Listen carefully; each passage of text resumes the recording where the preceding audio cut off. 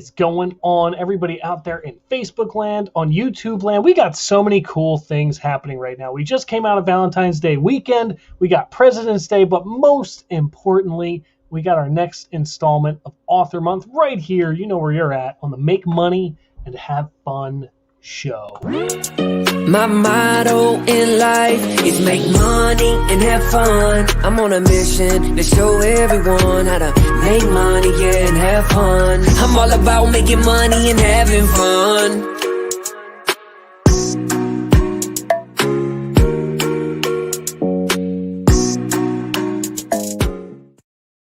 You know what that music means. That means it is time to get this thing started. So for those of you who have been living under a rock for the past 10 days, here's what's happening. I'm going live every single day this month, interviewing authors all month long, because February for me is Author Month. I found that I have so many friends who are amazing authors, amazing entrepreneurs, business owners, and I wanted to highlight all of them, not just once a week, but once a day going forward. So every single day I'm going live with these authors. If you are here with us, let us know. Give us some thumbs up. Give us some hearts. Write your comments down below. If you have any questions for myself or for my guest, write them down below. And the really cool thing is we can bring those right up on screen. We want to hang out with you. We want to interact with you, but we also want to give you the value and the knowledge that we know you deserve. So today I'm super excited because this guy goes way beyond just being an author. Here's the really funny thing. He interviewed me on his show about 6 months ago. And I was like, his show, it's all right. It's all right. You know, it's not too shabby. But then I started seeing him everywhere, right? This is what happens when you become friends with somebody on Facebook. You start seeing all their stuff everywhere. And I'm like, man, this guy might actually have his shit together. What the heck is going on? So I'm like, you know what? Let me give him a little test run. So I invited him to come be part of my mastermind, right? If you haven't seen, my mastermind has open seats now. We're opening up for applications because I brought him in and I brought a couple other founding members into this mastermind. And since then, he has blown my mind. I'm like, whoa, he is above and beyond what I thought was happening. He's an author, a speaker, a coach, a real estate investor, among many other things. So please help me welcome my good friend, Gualter Amarelo. What's up, Gualter? What's up, Fred? Thanks for having me on the show, brother. I was like a bittersweet introduction, so I didn't impress you the first time. No, you did, but I was skeptical about it. It was more so me and my belief system where I'm like, it kind of like my ego got in the way. I'm like, he can't be as good as I perceived him to be. Because here's the funny thing. I got to mention this to you. You know this as well as I do. I've gone to dozens and dozens and dozens of seminars and webinars and sat with, so many coaches. And after a while, they all become the same thing. You're like, oh, I heard this at the last one. I get this. I heard that. I heard this. I heard that. But with you, everything had this newness to it and this different level of, I think, depth to it. And I was like, man, he's really on the ball with something going on here. And I was like, I guess I still have better hair than him, but I can probably learn something from him. They say balding is not a choice, but bald is a decision. So, well, there's a difference between a choice and a decision, right? A decision is like that's like a deep-rooted thing. Like you decide to get married, but when you go to the drive-thru at McDonald's, you just make a choice. You're like, I don't know, give me a number 4. Like, that's the difference. So when you decide on something, it carries a much bigger meaning than when you just make a choice. I agree, man. I agree. And I decided I like you early on, Fred. That's why I had you on the podcast. I love it. I love it. I love it. Dude, so we got to talk about your name first. I'm sure everybody asks you this all the time. And everybody asks me about my last name because most people get my last name wrong. And I'm sure most people get your first name wrong and maybe even your last name too. What nationality are you? So Portuguese. Okay. Born and raised in Fall River, Massachusetts, which is basically little Portugal. So if you fly over from Portugal, that's where you go. You go to Fall River. Got it. Interesting. Okay. Cool. So you were born in Massachusetts, and do you speak Portuguese at all or anything like that, or? I've been told that my Portuguese sounds good, and then honest people have told me my Portuguese sounds like a little child. So. So I think I'm somewhere around sounding like a little child, and makes sense. I learned it from my grandparents when I was a kid. So oh, that's funny. That's funny. My girlfriend is Brazilian, so she speaks Portuguese, and she's very critical. Like whenever we watch movies and there's like Spanish scenes and stuff like that, she gets all bent out of shape when they have like a bad accent and stuff. And I'm like, babe, it's a movie. Like the dude's clearly American. Like, you know. No, I get it because I have the same issue with Brazilian, right? They have a totally different way of speaking Portuguese than so. There's like three different dialects. You got the islands, you got the mainland, and then you got Brazil. Okay. And Brazil, like they don't even like. We would say bom dia, they say bom dia. Like the D sounds like a J, but they still write with a D. That's funny. That's funny. Emilio's here. Emilio, thank you for stopping by, saying hello. Oh, wait a second. We need a little interpretation here. Ken said, "Tena otimo dia." So we have I don't know what an otimo, but have a something day. A good day, maybe bad day. Yeah. I don't know. Whatever kind of mood Ken's in today. I love it, dude. Tell us your story, man. You got so much going on. I mean, we got to talk about your first book broke to $250,000. Your second book, Get the Deal. Kind of just walk us through. Give us the little I guess 100-foot overview. Who are you? What do you do? And how did this all come to be for you? Yeah, so I started from humble beginnings. I made a lot of mistakes early on. I got married young. I got divorced young. I went down into negative $25,000. I was homeschooled. I didn't have a college degree. And then I bought a lot of real estate and got rich. But it was a struggle. And then I made this commitment, like right before, like I seriously got to the bottom and was very seriously considering just taking my own life, in the middle of divorce, like having no money, lost my job. Like 2012 was not my best year. And I was very seriously considering just, ending everything. But I had this moment of just looking for like a reason to be here, a reason to stick around. And I decided in that moment that if I could figure out how money worked, like, 'cause that was what like the root of all my issues were. If I could figure out how money worked, then I would go and I would teach other people. Like I would just like figure it out, and then I would teach as many people as I could, because I don't want people to experience the feelings that I was having. I didn't want like good people to, experience the pain and the suffering of not having money, not being able to afford things, not being able to provide for your family, being, bent out of shape because you couldn't take somebody out to dinner, like all those like suffering situations that average people go through. I just wanted to like eliminate that, but I knew I couldn't, being the man that I was. And I knew if I just decide, okay, like I don't have to live for myself anymore. I'll just live for this one purpose, this one mission. That's like why I wake up in the morning. And that's, I started the coaching company after I was a millionaire. In fact, I didn't do it until I was a multimillionaire, because I felt like I was very hard on myself. I felt like being a millionaire wasn't enough. People wouldn't trust me. And so I had to become a multimillionaire. So I was a millionaire by 30, multimillionaire by 32. And then by 34, I became, financially free by 30, millionaire by 32, multimillionaire by 34. And now I've got an amazing community. I've got coaching programs. I keep it simple though, just run 2 coaching programs, a mentorship and a mastermind. And I do my best to hit every podcast I can, to go on every stage I can. Anywhere somebody will let me speak, I will jump on and teach, because if I don't, who will, right? Like that's the truth I came to, is millionaires aren't out there working, right? Like this is work, like going out and doing all these trainings, writing the books. It's a grind. It's a lot of freaking work. And, when you get to financial freedom, like I have the choice every day. Like I could just sit back and do nothing, right? Like I could just chill the rest of my life. But if I did that, like who's going to go do it? Who's going to take care of, making sure education's out there? And I know there's people like you who are doing it, but I have a certain niche, I have a certain experience. And if my people are missed, it's my fault. I totally get that, man. It's weird for me. I always felt kind of similar, where it was like everything that I learned, I always wanted to share it for whatever reason. I don't exactly know why, but I've always just been, I've been very good at speaking in front of a camera or in front of a stage. Like how some people, they say they're natural born salesmen. I guess I was a natural born speaker, which I hate saying that, because there's obviously training in it. I actually, for those of you that don't know, and you know this, Gualter, I started out as a martial arts instructor before all of this, and I just watched a video of myself from years ago. Like I made this lesson, this martial arts lesson on YouTube, and it was so bad. It was so cringy.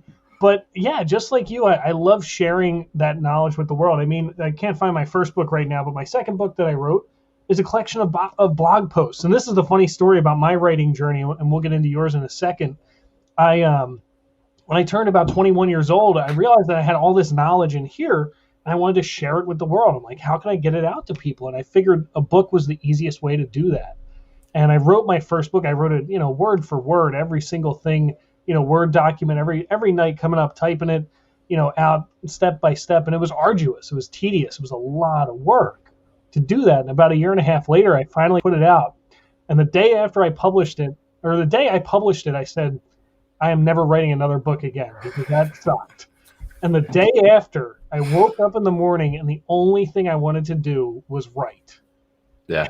It was like that weird phenomenon. And then I found blogging, and I'm like, oh man, I can share my message in 15 minutes instead of 15 years. Like, this is great. And so I started blogging, and I took all the blogs and I put them together in this second book. That's just literally, it's just a collection of all those blog posts in one place where you can kind of pick it up, read through it, thumb through it day by day, stuff like that. But let's wind the clock back. So you started off with real estate, which, I that's where I started. I started at 22 years old. I went full, head first, full dive into real estate. And it was an interesting journey for me because, one, it was a lot more work than I thought it was going to be, a lot more work. And two, I realized that I wasn't really as passionate about it as I had initially thought. The funny thing was for me, and I'll just tell my story briefly, in 2018, I built up a very small real estate empire, and I quickly saw it crashing down around me. I was like, what is going on? My tenants aren't paying. I'm getting taken to court. I have to evict people. The heat goes out, the roof leaks at the same time in the same 3-month period, and I got no cash reserves. I got no income. I got, I'm borrowing from Peter to pay Paul and playing this whole, fund the float kind of a game. And I like to joke today that I had my own personal pandemic in 2018. And when I finally found myself out of it, I started looking like, how do I get back into real estate? And I said, I really like teaching people real estate better than I like real estate. And I like coaching people, and I like speaking, and I like doing these things. And that's kind of how Make Money and Have Fun was born, where it was like, it all came into this, financial literacy umbrella that also has like finding your passion and discovering your why, and almost a rehashing of my own story where people think that chasing the money is going to bring them satisfaction, but their fulfillment is lost at that point at the cost of the dollar, in a sense. So tell us about your story. What kind of happened with you through real estate? So it's interesting. So you're a natural salesperson. You're natural speaker. I wasn't. I was definitely not a natural speaker, not a natural salesperson. I was an accountant, right? I worked in an accounting company, accounting department for Johnson & Johnson. And I remember hating my job so much that I would be reading and researching and trying to figure out different ways to make money. I actually started with the stock market. I was day trading, and I made just about as much as I lost, right? So like, I wasn't a great day trader. I realized that wasn't sustainable. And I shifted over to real estate. I started researching it. I was only making about $40,000 a year, but I was like saving, $1,000 a month, $500 a month, $1,000 a month. I was able to save back then. And I owned a house. I bought my first house at 22. I call it a move-in flip, but I lived there for 4 years. It was a long-term move-in flip. Got the capital gains though. I did. I paid no taxes when I sold it. So, but I bought it in 2008. I bought at what I thought was the bottom of the market. The market kept going down, and I made some real estate mistakes. I bought the best house in the worst area, so I overpaid for the property. I over renovated the property. I made all the mistakes you could in my first deal. And when I sold it, here's the irony. I had another guy, and I talk about it in the book, Broke to $250,000. I had a buddy of mine. We bought at the same time. We bought, 30 minutes away from each other. He made $100,000 profit when he sold in 2012. I made a $28,000 profit when I sold in 2012. And what the difference is, though, is he took his 100,000, rolled it into a McMansion. He rolled into a $500,000 house out in a really great part of Massachusetts. And I took mine. Took my 28,000 and I bought 2 multifamilies. I bought a 3-family owner occupied for 3% down for $12,000. And then I went and I bought this tiny little duplex. It was actually a decent sized duplex, but it was only for $109,000 right next door. And so I ended up leveraging this money, a smaller amount, like literally like a third of what he got. But I bought 2 properties, and those were the beginning. I was getting cash flow. He was paying a mortgage. I was getting cash flow, and it made a big difference. And then I got my real estate license because I read a book called Secrets to the Millionaire Mindset. You got to get in the corridor. I wanted to be in the field. I was still thinking work. So I figured if I got to work, I might as well be in the business that is where I'm, really want to spend my time investing. So I got my license. I started making almost no money. And so I lost my job. I was making $75,000 a year. I lost my job and started making $17,000 a year. My first year in real estate as an agent, I made 17 grand. Right. And because I just bought the properties, they weren't cash flowing. So go ahead. The part is that that's not a horrible first year as a real estate agent. You're right. It's not. I mean, technically on my taxes, I claimed a loss. So, but for me, like, I've been an accountant, and I was a good accountant. I was good in administrative work because I didn't have to talk to people. And I was a shy person. I'm not a huge fan of people, right, back then. And so shifting over to this sales job, I had to learn to like people. I had to learn to like myself, right? After going through everything I went through, the divorce and like not having money and being in debt and coming close to losing my properties, I had to fall in love with me, and then I had to go out and learn sales. Which, by the way, if you don't like people, sales is going to suck for you. My first year was terrible, and I had to get rid of that story that I didn't like people. I had to change my perception of who I was and how the world worked. And the second year, I made a commitment to make $100,000, and I pulled in 115. So there was just a lot of paradigm shifts. And then the next year, I pulled in $250,000. The year after that, $500,000, and then last year, $1.5 million. So like, I've progressively jumped, but it was a big mindset shift, and it's a shift I make every day. A decision you make every day to keep growing, keep expanding.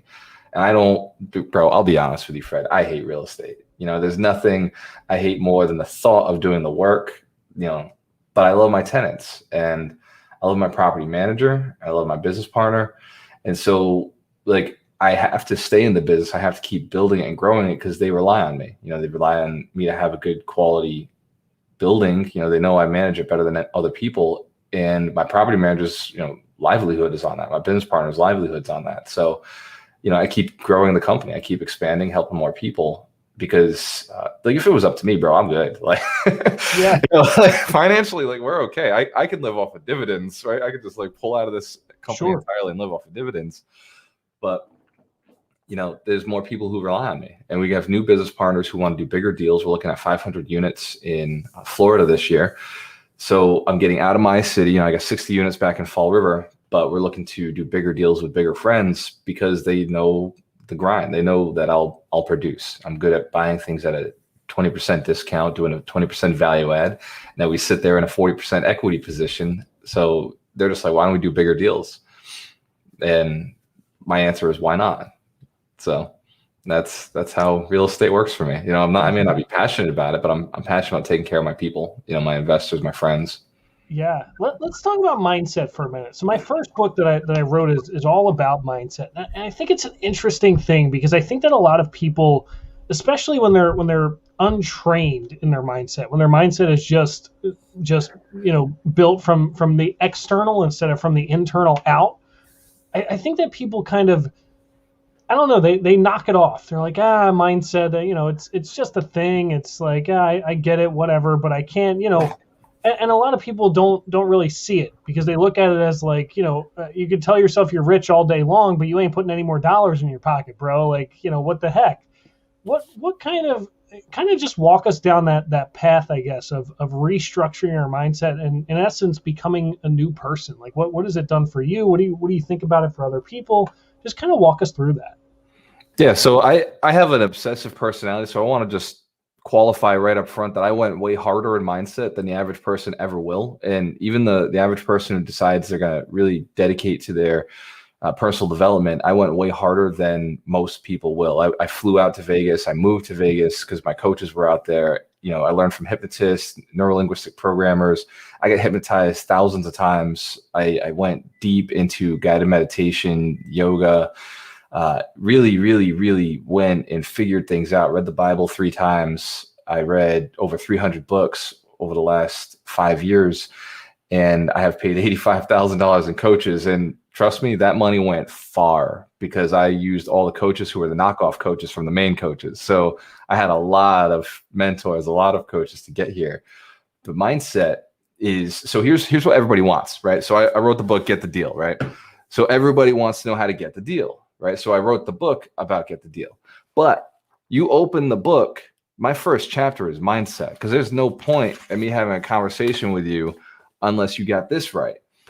So why is mindset so important? Because I could teach you how like, I hope I can't swear, but I can teach you how, but you don't need me to teach you how to get a deal. You can swear, by the way. I want you to be real. I want you to be authentic. Yeah, here we go. Like, you can Google anything. You can YouTube anything. All the training to be a successful real estate investor is out there. It's super simple. The business is not complex. You can Google just about, like, YouTube University, right? Go be a real estate investor. Good luck. People don't take action. People don't do things because they're scared, because they're afraid, because of mindset, right? Like up here, they're thinking, oh, how do I get the money? Bro, you don't need the money. Just get a deal and then go tell people who have money that you have a deal, and they'll ask you to get in. They'll ask you how to get in. But people will say, how do I go to them and ask them for their money, right? Dude, you don't need to ask them for them. They're going to beg you to take their money and give them a return on investment, right? That's how raising capital works. Yep. You know, you just have to talk to enough people, and you have to have a good deal. And, you know, the first step is everybody wants to learn how to get a deal after you have that conversation. But that's, again, so simple. Just go talk to people who have real estate and ask them to buy it, right? It's not a complex process. It's funny because it's almost reverse what people often think. Like you said, my first book, I found it, by the way, is The Revolutionary Mindset. I had that. It's funny that I wrote a book on mindset as my first ever book, because oh snap, there it is.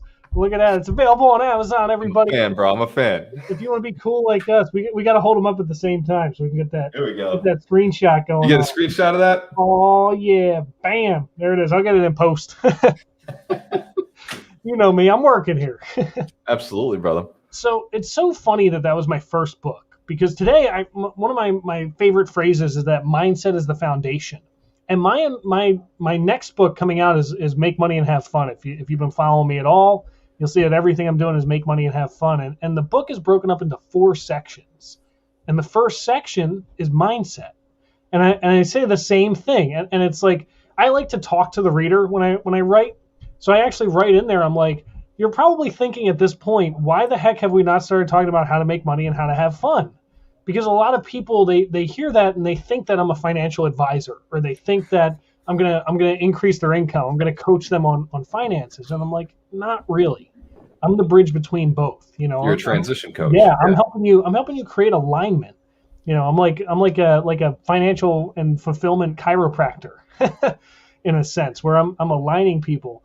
But then I tell them in that first section, I say, look, if you don't have this right, it doesn't matter what I tell you. I could give you all the tricks of the trade to increase your money, to build your credit, to find money, to access money, to, you know, go out and invest and do whatever. I could tell you everything there is to know. But if you're not prepared for it, you know, you can't make it happen. It's like the story of the Zen master and the student, where he fills the teacup up until it starts overflowing. And he says, you know, this cup is full just like your mind. And until you open it up, nothing can change at that point. So tell us about your first book. I love the title, Broke to $250,000. Here's something that I want to focus on, though, and I love that you do this as well. So I recently made a YouTube video entitled Why You'll Never Be a Millionaire. And the idea behind the video is that most people throw this word millionaire at the wall and they don't even understand what it means. They don't know what kind of millionaire they want to be. They don't know if they want to be a millionaire in equity and net worth and cash flow and, you name it, all these different ways. Yeah, and income and assets, whatever. There's so many different types of millionaires out there. And so I think the fact that you put broke to $250,000 in your title kind of opens up a discussion about millionaires and about, what your thoughts are on that. Yeah, I like that you throw rocks at millionaires too. So I've been throwing rocks at the $1 million word for a while now, because I realized, in the community I grew up in the town that's really broke, right? Like the average income there is $26,000 a year, and people just don't have much. So if I went and said, hey, let's go make $1 million, their immediate thought is that's not possible. And when I set out to help people, I realized I'm not going to convince people if I put the bar too far. So I wanted to go with the $250,000 because that was my first 2 years. It took me a little longer to become a millionaire. But by the time I wrote the book, I was already a millionaire. So that's why I felt comfortable talking about the $250,000, because I figured out how to do it a few more times. But and that's the other thing I got made fun of from my mentors and some of my friends who are already, wealthy as well, who said, well, why didn't you just write a book on how to make the full million? Why just stop at a quarter? Call me when you make a full million. And it used to bother me because I had already been a millionaire by the time I wrote the book. It was like just ego though, like stupid shit, like things that as you're a developed human being, evolved human being, you realize that doesn't matter what other people think, but It bothered me. But the reason was I wanted to relate to people. I wanted to be relatable, and I wanted the people I was talking to were the people in my city. That's who I was reaching out to. It was the hardworking, blue collar, like told they got to work hard their whole lives and work till they're 75 and then hopefully retire and just not outlive their retirement money. And I wanted to show my community, my people, that it was possible to, with not a ton of money, not a ton of time, you could live off of $250,000 if you have $250,000 of asset equity in real estate. And that's what I was doing. I was earning about $36,000 a year in passive income. And so it was offsetting all of my costs. It's not a lot of money, but it was financial freedom, and it gave me the runway, it gave me time to go build my next business. And because I didn't have to go work for somebody, I had every single day to do whatever I wanted. As long as I stayed living under that $36,000 threshold, I was financially free. And that's a premise that so many people think, being rich is, having all this money. But I discovered early on, being rich was just having all my time. I had all my time. And as I've built my financial, fortune, every so often I realize I'm working too hard. I got to pull back. I'm losing my freedom. And so I'll go back to a state where I can do whatever I want with whoever I want, whenever I want. And I use the coaching and the training programs as charity. That's my paying it forward, right? So like I have to show up for those pieces, but it's not work. It's just me doing my responsibility of, paying it forward for the people who gave me free coaching and taught me. And yeah. For me, I always respected the mentor more who's made a lot and lost a lot and then made it back again than the person that too. A lot, right? It's interesting because there's I think a different perspective between those two types of people. The person who just made a lot is just going to tell you their thing. They're like, here's what I did, just do this. And I think that a lot of people fall short on the method, right? A lot of people just look at the result. They get caught in this cliche of success leaves clues, the thing that we hear at every seminar that we attend. But the problem is that there's so many roads to becoming a millionaire that you can't always, it's not always as easy for you to just put your boot print in the other person's boot print when you're not somebody who wears boots. If that makes sense to you. There's a lot of people who I look at that they're like, they're making a killing. They're making a lot of money, and I'd like to be in the financial position that they're in, but I don't want to live the lifestyle that they're living. I was running with people like that, right? When I had my license, I was running with a buddy of mine, Kyle Seabuth, and he makes $2-3 million a year as an agent, but he's working from 7 a.m. till 9 p.m. And that was a lifestyle I never wanted. I was never interested in that grind, that lifestyle. And so I built the business in a way where it didn't need me. It didn't involve me. I had a coach a long time ago. He said, I built my business. His name was Dennis. He said, where it's DNN, Dennis not needed, Dennis not needed. So I wrote up on my wall, Gualter not needed, right? So I want 100% massive passive income with Gualter not needed. But unfortunately, what I created, because Gualter not needed means Gualter needed, right? The subconscious mind doesn't recognize not. So I changed it to 100% massive passive income from other people's activities, and Gualter on vacations and having fun. So Yeah. so it's worked much better for me. Mindset is even your affirmations have to be really cued in. Yeah, and even like I even am learning from you about mindset, and I wrote a damn book on mindset.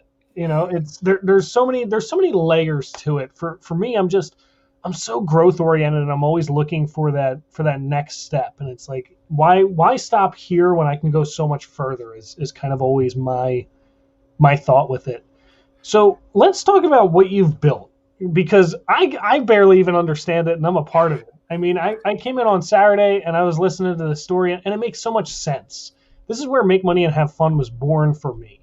It was, for me, it was the past half decade or so was steeped in financial literacy. It was learning how to invest in the stock market, how to invest in real estate, how money actually works, what is arbitrage, how debt actually works, all these different things.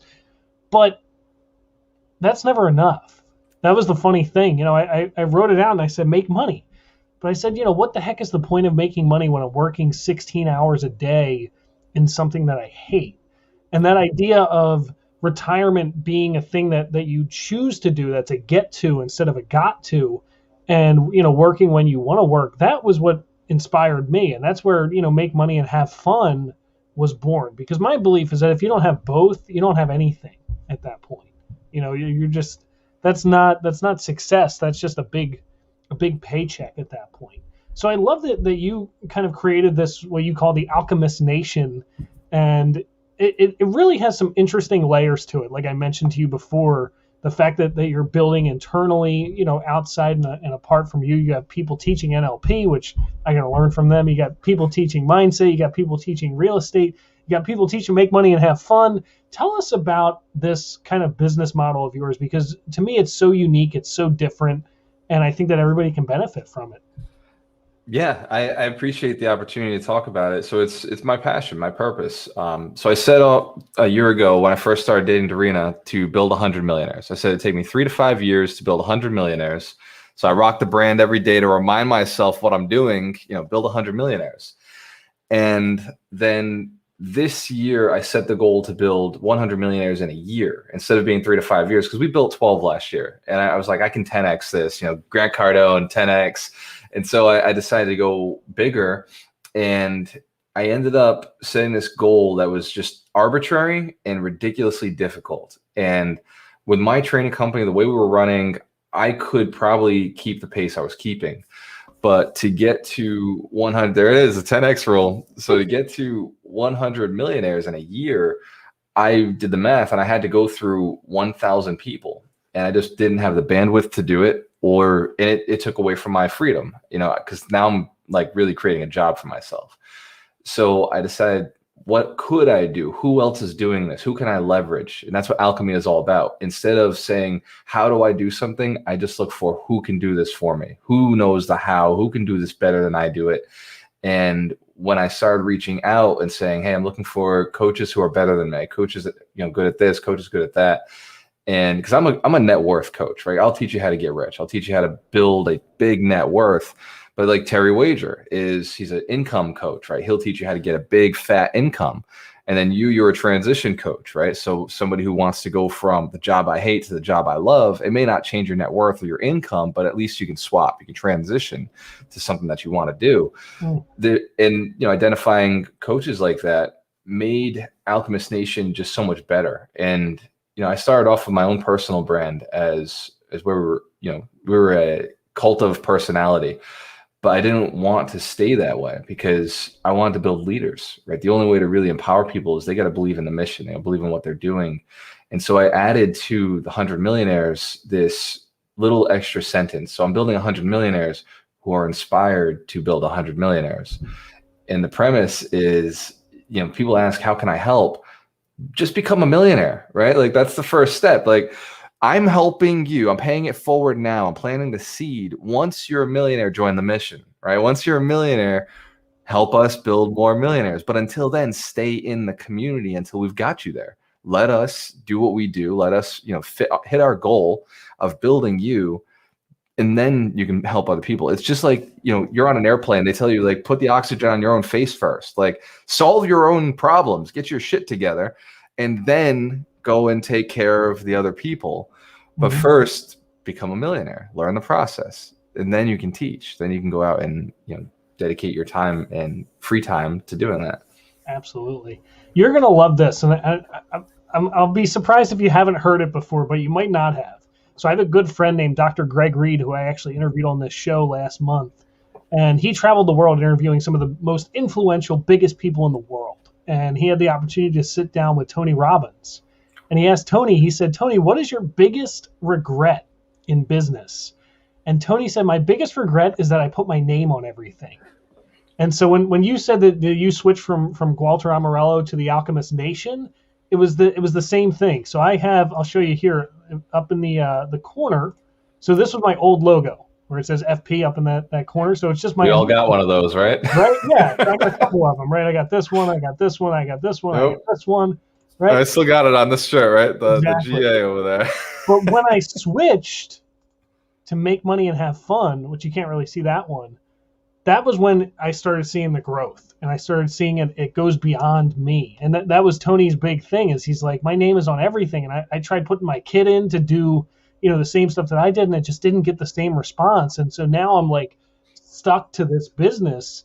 Not that he's regretful to be stuck to it, but it's just this idea of the growth is now limited because of his name being on it. And I thought that was magnificent. That was like, I'm like, okay, write that note down, put a star next to it, fold that page, put a highlighter on it. Like that was the number one thing that I left Greg's house with was, take my name off of everything.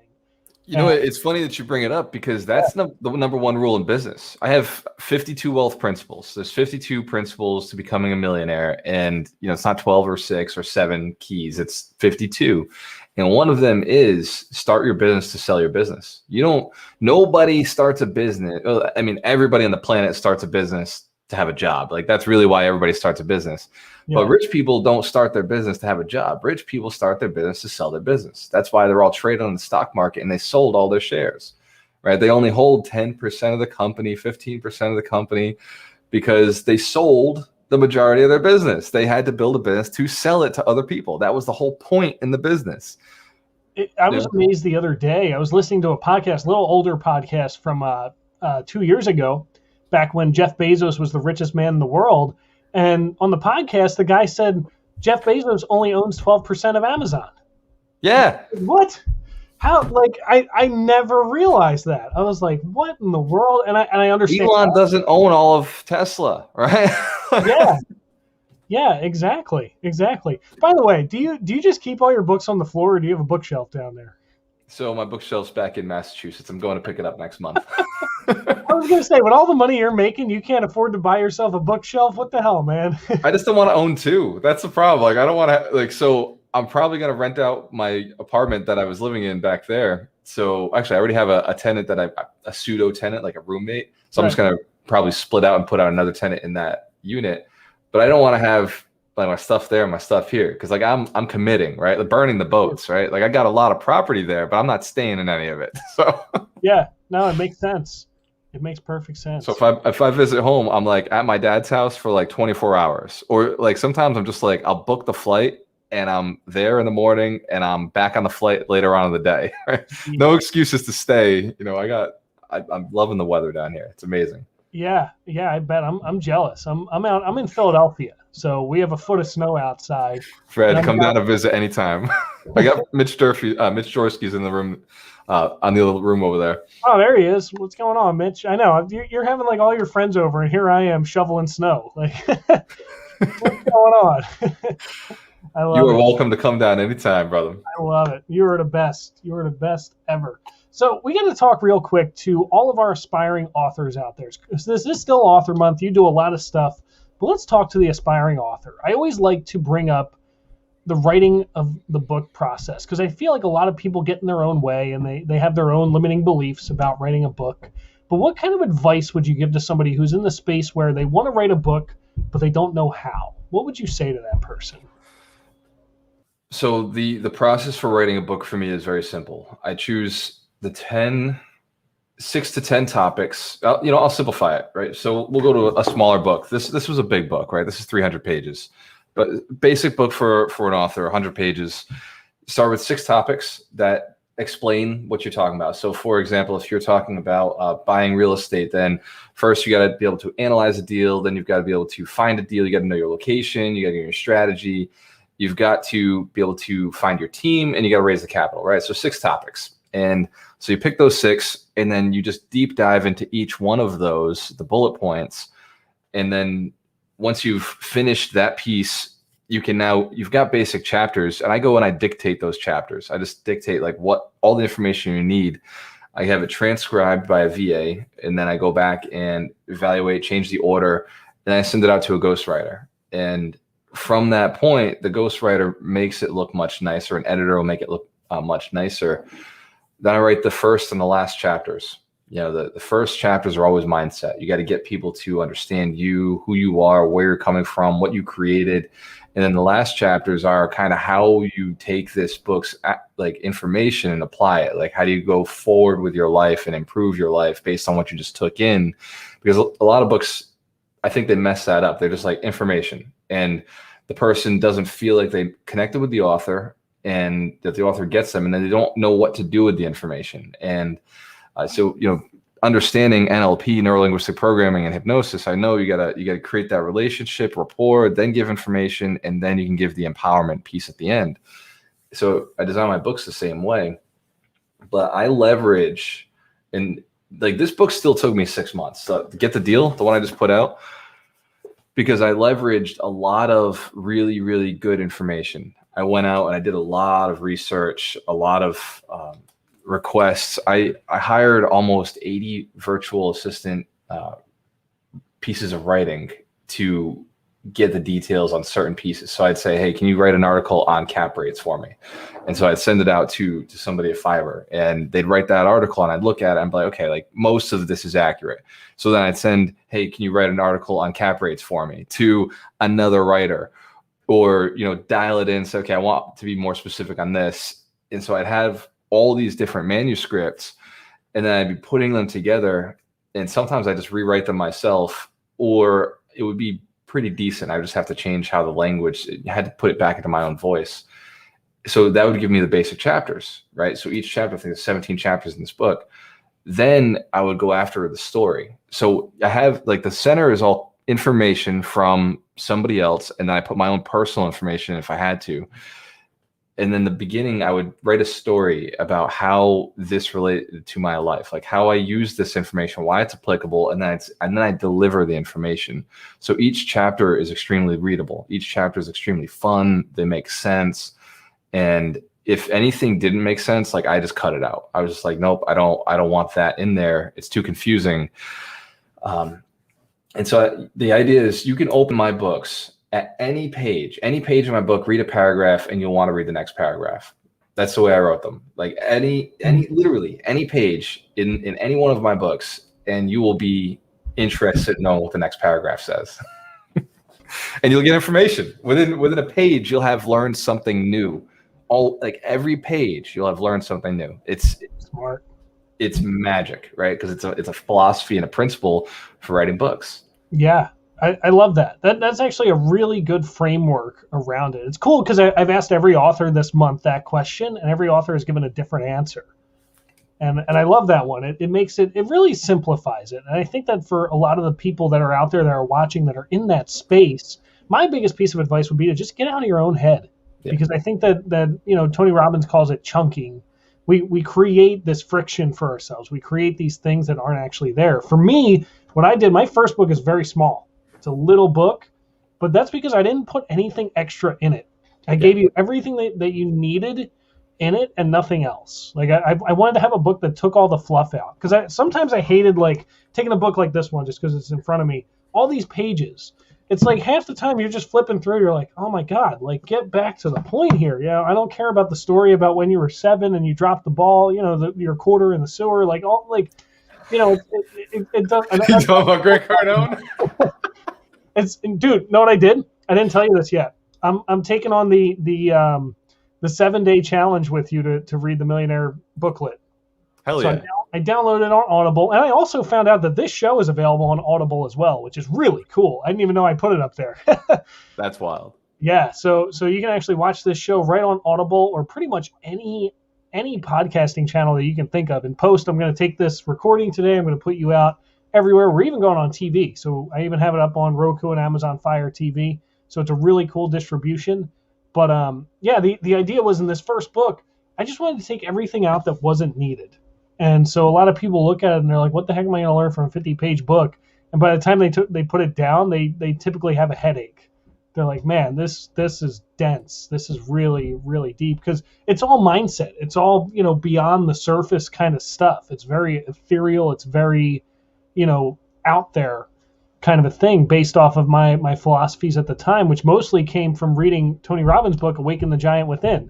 I'd read a chapter of that book, then I'd write my own book. And I'm like, here's my interpretation of what this all means, which that's a dense book too. It is. So yeah, I totally agree that, having that framework around it really makes sense. I wish that I didn't write any books until I heard this from you first. So I created, because of this, we have this community with all these coaches. I ended up going to one of our students who was in my mentorship program, and she's a writer, right? She trained writer. That's what she does. She's actually the ghostwriter on my books. And so she was saying, I love this so much. She's doing another book for me right now called The 52 Wealth Principles. And she was like, I love doing it. I wish I could make money doing this. And I told her, I was like, if you're willing to, I would start a business with you. So we partnered up, and now she's literally doing all the writing using that structure for all of our books in the community. So all of our coaches, anybody reaches out to her, she does that structure. And she's like charitable. She wants to do it at like the lowest price she possibly could. So I gave her a structure of, well, if you're going to do it at a low price, just do 100 pages, right? Give them the standard first book, right? So you don't want to be the person who can write a book like this. Be the person who does a standard first. And so that's how we were able to keep it at a decent price. Yeah. It was for me, like, I was like, dude, we could charge $10,000 for this all day. I Googled people who were doing it for $14,000, $10,000. And she was like, no, that's like a lot. And whatever. So anyway, she does a great job. She's amazing. And I might actually have to have an offer for you with that, which we can chat about later. But yeah, I mean, when I decided to write my third book, which got picked up by a publishing house, I said, you know what, I got to do this right. I gotta get a ghostwriter and all that kind of stuff. And I just like slammed my one day with calls from these ghostwriters. And I got quoted anywhere from like 20,000 to about 50,000 for writing this book. And I'm like, let's figure this out here, folks. And so I kind of, did the same thing where I found a friend of mine who does ghostwriting, and we came up with this deal that really helped. And then getting the editor behind it and the publishing house and all that kind of stuff. So it's that team effort where, you go fast, you go alone, you want to go far, go together kind of. So let's jump to the next stage for the aspiring author, which is publishing. Right? So the next stage for the aspiring author, like you said, just get out of your own way, just do it, commit. I agree with you. Contact somebody like who you're using, or the person that I'm using, and it's Jen Sullivan. She's in our community, but so like contact somebody and just have the conversation. So the way I've designed the company with her is we have a conversation with the person, and we just ask those questions. What are the 6 things? What are the main pieces? And what would you say are the mindset requirements? What would you say are the main things that they should be able to walk away with. And then we kind of do this interview with the author. And then at the end, we say, okay, we're going to do once a week. You and I are going to sit down for 30 minutes and I'm going to go through more questions on this specific topic. We're going to get a transcript. We're going to send it off to a VA. They're going to transcribe it. And then we're going to go send you this transcription. Let us know if there's more details, more information that you left out, or a story you want to add in. And then we go and she breaks it down and like puts it into really good words. But what's nice is we got to listen to how the author speaks. And so that's the secret to getting their voice. We have the transcript, we have the audio, and we can kind of get this feeling of how the author, communicates. And, some authors will talk about this topic and then they put it over here. And so we organize it so it looks a lot nicer and it's really smooth. But, I think that's the easiest, fastest way to write a book now. I mean, I dictated all my books and then cleaned them up later. I think it's a faster model because otherwise you're going to take 2-3 years to write a book instead of 6 months. And the book can be done in 6 months. Easily. I mean, that was my conversation with my publisher. So I met the owner of the publishing house, Morgan James Publishing, and I started taking phone calls with him. And I said, hey, I want to write this book that's like my real thing, like all my entire philosophy summarized into one book. And he's like, well, start writing. I'm like, well, if I wrote it now, it would take me 7 years. But if I hire a ghostwriter, I could probably do it in 7 months. Yeah. And so that was kind of where that conversation came out. And that's what we did. We wrote it in about 6 months or so between the two of us. And the other thing that I really liked about it was there was a new perspective that I kind of brought to it because I was no longer caught in the weeds of writing the words. I could look at it from the reader's perspective. So a lot of times her and I would be on the phone and she would say, hey, I wrote this new chapter for you. What do you think? And it's grammatically correct. But sometimes I would look at it from the storyline of the reader. Like, where is the reader at now? What do they need? Where are they going? And, having that perspective, I think, just made such a more beautiful kind of presentation to it. And we even, at one point, I think it was like chapter 16, we wrote ourselves into a corner. And we're like, how the heck do we get out of here? And so, having that person to kind of bounce ideas off of, we came up with this genius idea for chapter 16 or 17, where we said, let's make it into a workbook. Let's give them a review, an exam basically to take to see like, hey, you've made it this far. Let's review everything. Take your pen out, start writing in the pages, and let's get you through this. And then that finished off that section and brought us into the last section. I like that. So little things like that. I think just having the team allows multiple perspectives to emerge from that at that point. Yeah. Now I'm not so stuck on the words.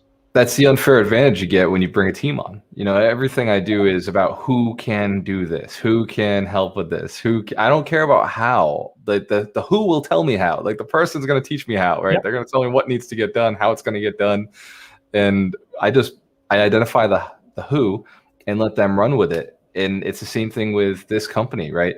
I looked at how do I get coaches to be more influential? Because if I want to have 100 millionaires to inspire 100 millionaires, then they need to have books, because the book is how you get that. It's like having a degree back in the day. Like you get your master's degree and now like you're substantial.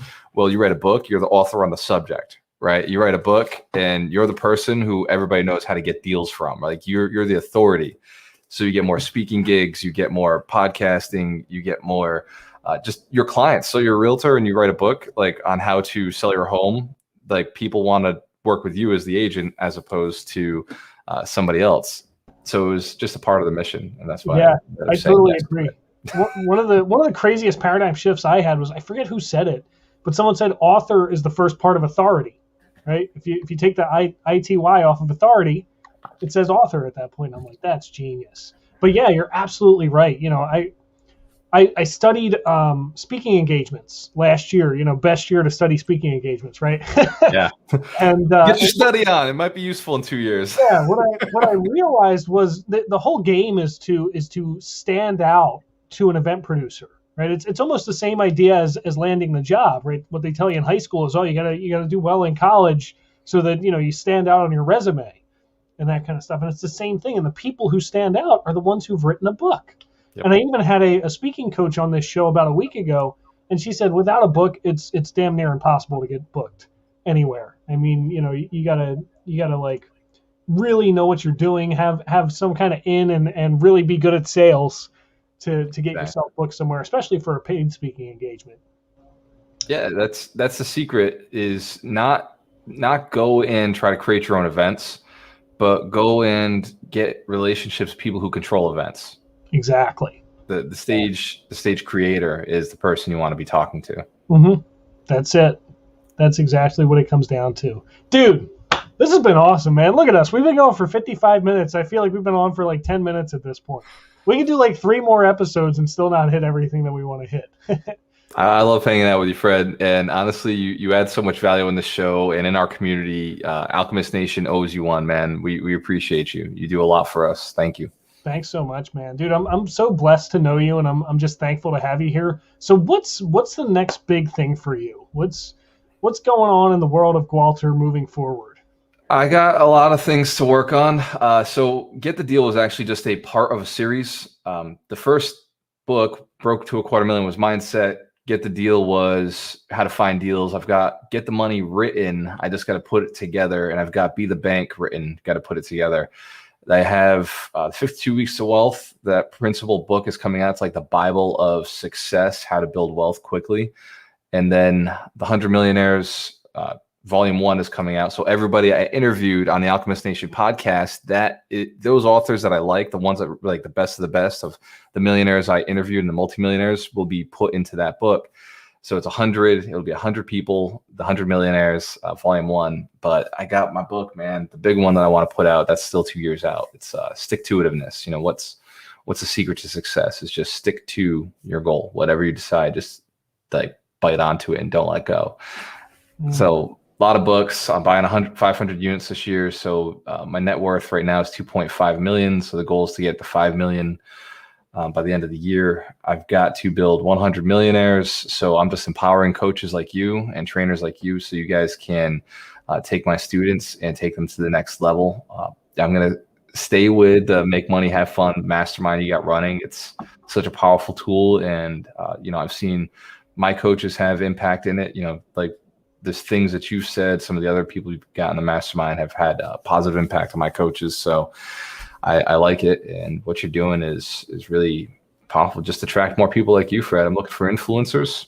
I got a sales team that's going out there helping people. And I want to make a lot of coaches and a lot of influencers who don't have products rich, just by combining the influencer and the coach together, right? The coaches don't have an influence, but the influencer doesn't have a coaching program. So I just want to put them all together and help them get money and people, and just keep running this. Alchemist Nations, this is just the beginning.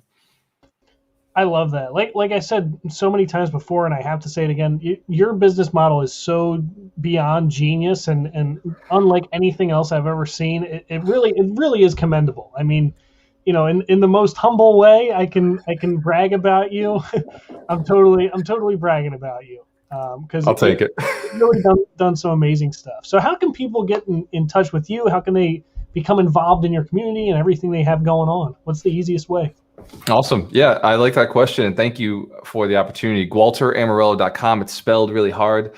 So it's GualterAmarelo, or just find me on Facebook, or you can just go to alchemistnation.com and join any one of our events. I do 6-7 events every week, but my clincher is the 52 Weeks to Wealth. I do that every Saturday, 10 a.m. Eastern Standard Time. We bring Fred in, we bring a bunch of other hosts in, coaches, and we talk about the principle of the week, whatever that principle may be. For last week, it was the 4 types of money. I think for this week, I'm trying to think of what I got coming up. Let's check it out. It's on the website, GualterAmarelo.com, 52 Millionaire Wealth Principles.